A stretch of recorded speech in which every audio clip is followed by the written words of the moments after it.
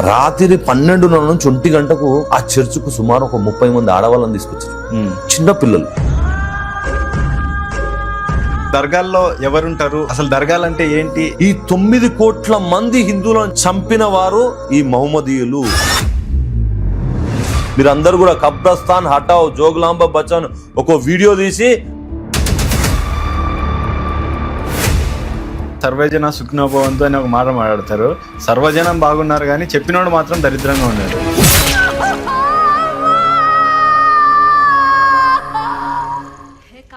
జియాద్ జియాద్ జియాద్, చంపాలి చంపాలి చంపాలి, చంపేసాం. పాకిస్తాన్ వాడికి ఏం పని? మన ఇంటి దగ్గర మన ఇళ్ళలో వచ్చి బాంబులు వేస్తారు. వాడు డైరెక్ట్ అరే గోరక్ష కుక్కలారా, గోరక్ష సలహలంట. ఇలా ఈ మాటలు నాకు కూడా వస్తాయి. నువ్వు ఓడిరా నన్ను సలహననికి. ఆ దొంగలు, ఆ ఎంఐఎం కుక్కలు, నువ్వు నా దేశంలో ఉండడానికి అర్హత లేదురా నీకు, మీ పార్టీకే అర్హత లేదు. మన గుళ్ళ పైన దాడులు చేస్తున్నాయి, మన ఆడపిల్లల పైన దాడులు చేస్తున్నాయి, మన ఇండ్ల పైన దాడులు చేస్తున్నాయి. ఇంకెప్పుడు మనం మేలుకునేది? తెలంగాణ హిందువా ఒక్కసారి మేలుకోను. వాడు అన్నాడుగా 15 నిమిషాలని. మనకు 15 నిమిషాలు అవసరం లేదురా నాయన, 2 నిమిషాలు చాలు. మన ఇంటి పైన జెండా వీక్తే మనం ఎందుకు ఊకుంటాం? వాణ్ణి ఒక చెంప దెబ్బ కొడితే 2 చెంపలు నేను కొడతా అనే ఆలోచన ఉన్నోడే ఈ రోజు సమాజంలో బతకాల్సిన అవసరం.